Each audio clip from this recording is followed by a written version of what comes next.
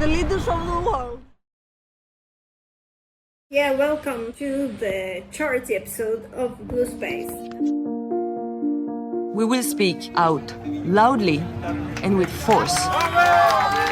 Bearing witness is something that we do as part of our humanitarian mandate. It's a process of basically explaining to the world what we're seeing on the ground. The problem is you have fuel, you have salt water, so they will get chemical burns. It's horrible. It's basically being able to have that integrity as an organization and as a human being and be able to pass that message home in any way possible. J'ai soigné des patients, j'ai entendu des voix des patients et j'ai toujours ces voix des patients qui m'ont écouté, qui m'ont parlé parce que j'étais médecin des Médecins sans frontières. Donc c'est une voix que Médecins sans frontières écoute.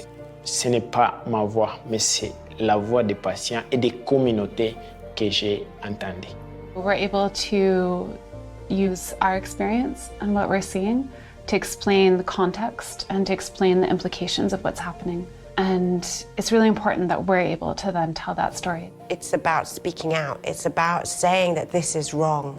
It's about telling the world that you can't tolerate this. We're there for that patient, we're there to be with that community, but we're there to say that this is not acceptable, and this is what inspires me and what makes Doctors Without Borders the sort of a unique voice that can just say it how it is. Does Doctors Without Borders make a difference? Hell yes.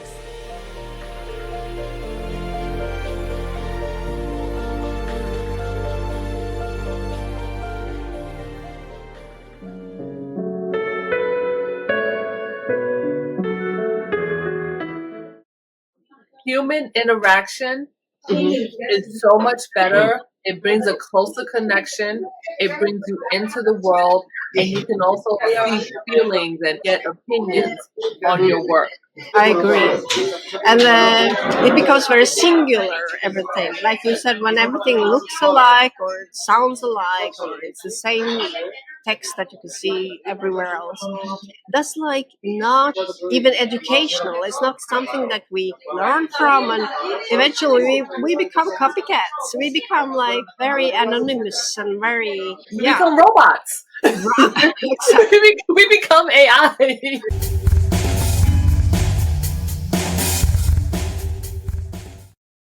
Can you tell me your real name? Alison Figueroa. Right. You're from New York. Yes.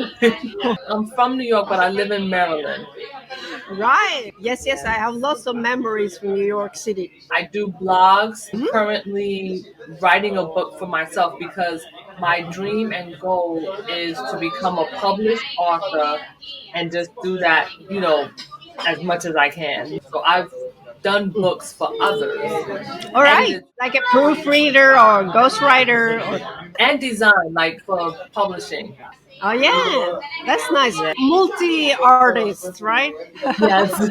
We are all, if you just explore your sides, creative sides. You really wanted to join this topic, which is very, very nice. We had 2 people on and lots of engagements. You have any experience with typewriters? You told me on Messenger. Yes. I've been using typewriters since I was young. That's actually what I first started on, was a typewriter. Yeah, in goods and bads, right? Yeah. Yes. Because when you're used to typing, that must be it's like writing with a pen or pencil, You're used to something physical. How is that experience for you, the change? From using a typewriter to now actually touchpad, and now, in fact, I have an iPad. Yeah. And I still went and bought a keyboard for it, trying to even touch the buttons on the screen. It's not set up the same way. I'm kind of comparing this to, because I play the piano, and if these rollout pianos they got now. I know. It's really not the same as typing, let's say. When you play on the keys, it has to have the weight, it has to have the thickness, it has to have the sound, it has to be wood and all these things, And then now all of them become more and more flat and flats, like MacBook Airs, like trying to make it like in the mobile world where you're making things smaller and flatter and slimmer. That's the same thing with the keyboards. They're smaller, they're flatter, and you almost have to look at the keyboard and make sure you're typing the right letters.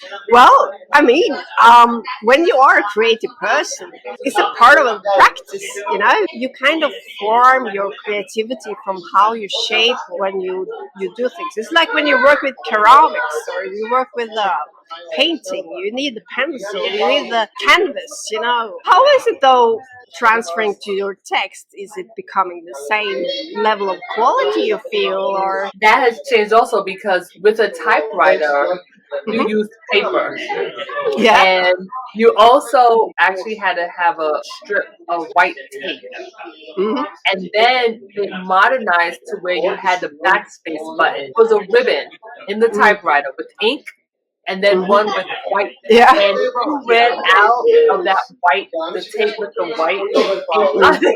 And then it's quite a big step from having computers and writing in Word to what is happening now with the AI.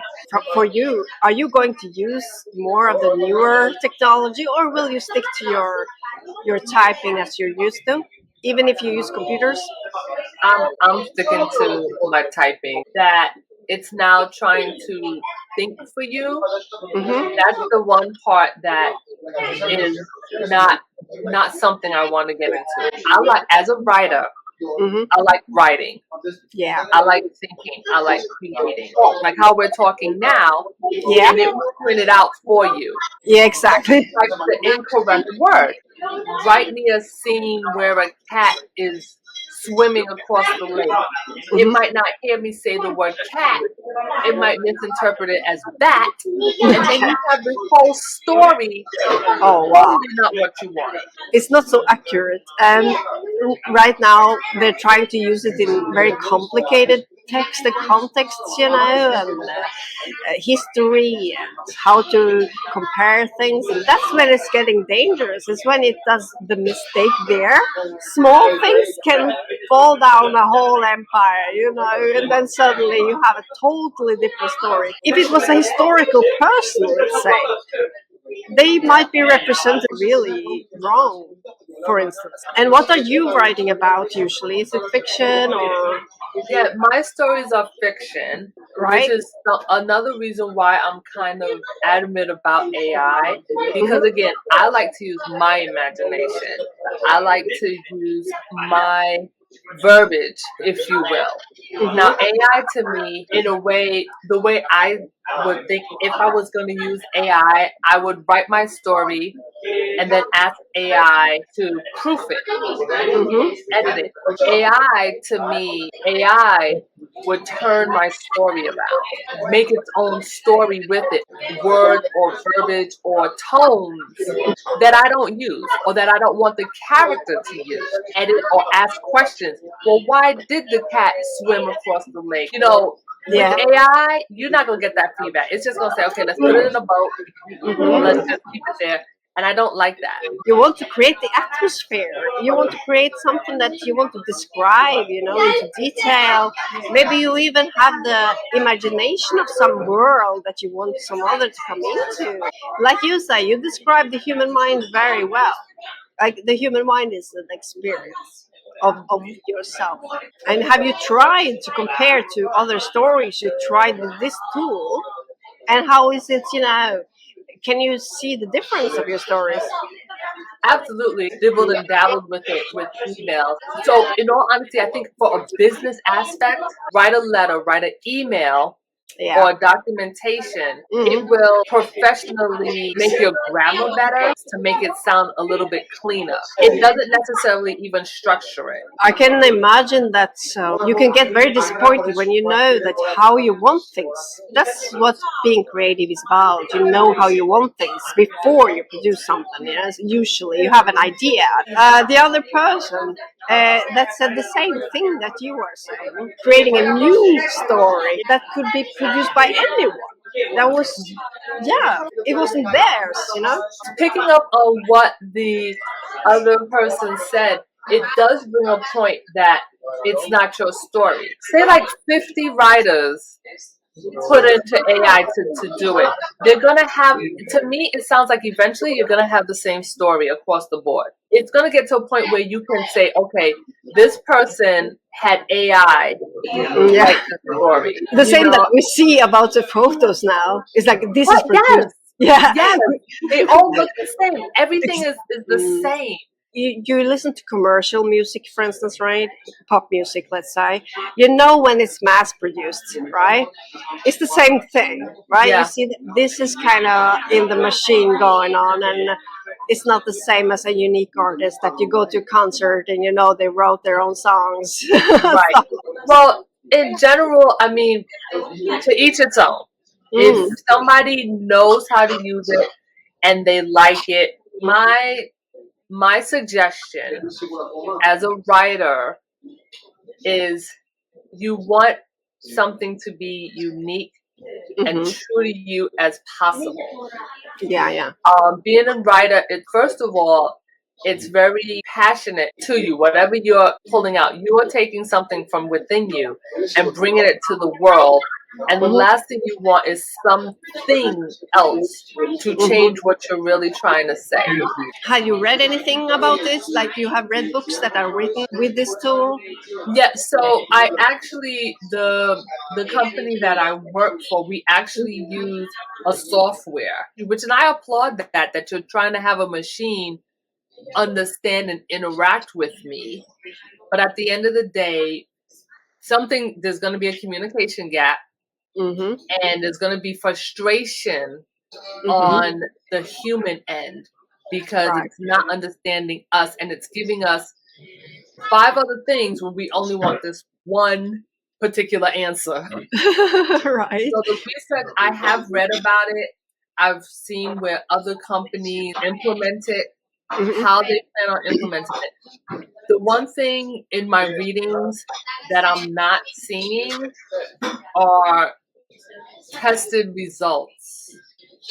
I think they're just going on with this. They're maybe taking a few people that are on board with the idea. I think honestly it would have been great if they reached out to us as writers. Yeah. And said, hey, test this out. That's a good suggestion. I mean, I wonder why they never thought about that. Because it's money. Well, I mean, quality can make great money if they want to think longer than just the final nose tip. I mean, I think that you are into something here that, you know, in the long term, of course, this might be a bubble to burst because it might not be so interesting for the user or the reader, or people get bored and they don't want to buy this anymore. You know, they don't even, you know, it's not so popular to start with. So it's actually more for a developer that they try out this and see if the market hits this, you know. But I have the feeling that the market is really divided on you know, the readers and everyone. The reception is not always positive, and that's a good thing for writers, you know, because actually it means organic writers are still very attractive. Yeah.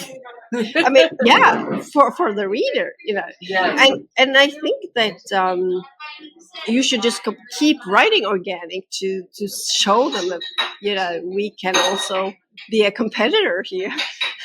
Yeah, I didn't think about that. That would be cool. Yeah, That would be cool. because you can eventually see this is a text by an organic writer. if you can see the opposite, you can see, okay, this is unique stuff. I mean, it's the same when I see a great graphic design poster that is made by a real educated graphic designer that spent maybe 4 years education for his graphic design profession, and he makes something with all the pixels, and you know this is from him or her or them. And you see the opposite if it's made by the artificial. All right, I've seen it before. It's just the replica, and humans are more intelligent than what they presume. Yes. We are better culturally understanding about certain stuff. We have a memory. We can grab the memory and find those images again. You know, if you've seen it enough, you've seen it enough. And I'm already tired of all those images that pretends to be real, like Right. of animals, for instance, or like cute animals that I find on Instagram, for instance. Yeah. Which is, they are maybe totally fake, or a nice little cabin with some lights, the brightness is too much, you know, you can see it's very, very fake, and with a organic structure they try to make it organic, but it's totally fake, you know. Yeah. And it's visible, right? And have you an example of something you've seen or read? Oh, so being on different posts, especially like being on Facebook and everything, there are actually groups that do AI, Mm-hmm. and it's cute. Don't get me wrong, it's cute, but it all looks the same. I've seen AIs, I've seen those drawings, I've seen the replications. Mm-hmm. They all look the same. Before, you used to be able to tell an artist. You used to be able to tell the difference between Picasso and Van Right. Gogh and Michelangelo. I don't know who made this cover. Right. You know, and Exactly. it's an unfairness because everybody's doing the same thing, and it looks almost like they're in competition with each other. Yeah. And it might also be because it's so easily accessible, this tool, that some people try it out without having any pre-experience. Maybe someone doesn't even want to be an artist, or maybe they don't even know how to, but they try this. And then, of course, the more people who just do this for either the fun of it, to get the clicks and the likes and the income they can get, just to for the money aspect that they dream about, you know, that's the first priority.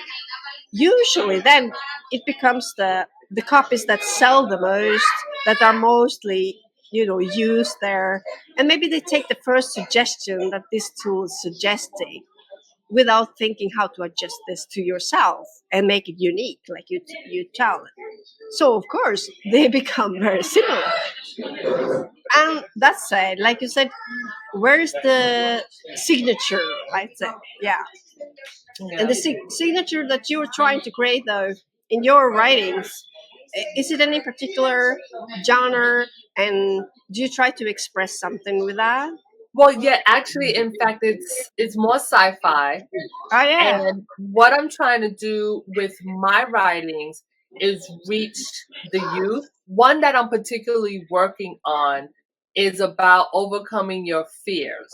How can AI do that? How Exactly. can AI teach that? It doesn't have the motivation for that. We want to put this into the publication still, because we know that there is some people out there who needs to read that. You know, there are people who really look for those books, that literature. The thing about it is, it's not direct, it's not tutorial. It's something you can read and it gets into your mind like, wow. And your emotional spectrum and how you want to be a better person, basically. That's, exactly. You know, it's all from human. It's all human qualities. It cannot be anything else, those things. Right. AI was just something, I even questioned it. I was like, do we really want to use that? You know? Like, is that something for humanity? Yeah. Right. And Or a good no. question, what I really want to know And I love that you're having this podcast. Yeah. Again, maybe there are some people who actually like it. And I want to know, do you really see your story, like you asked, how is it different from somebody else's story? Eventually, they're all going to sound the same. Hmm. It's better to know how people can think by themselves, you know? And then I think that a lot of people can get some new information from this and then make up their mind afterwards. Is this really something for me? Because that's what Right. they have to start thinking. Is this something useful for me in the long run, or am I just making things superficial? And do I want to become like that? I find also me writing, it's therapeutic, Yeah. you know, and Yeah. that's something you're not going to get on an AI. It's a way to develop as a person. Everything that you do, if you do sports or if you do writing or if you do painting or music, you evolve. You know, it's not just a thing that you do. It's something that you do with your whole body, with your whole self. Really good that you mentioned that. Yeah.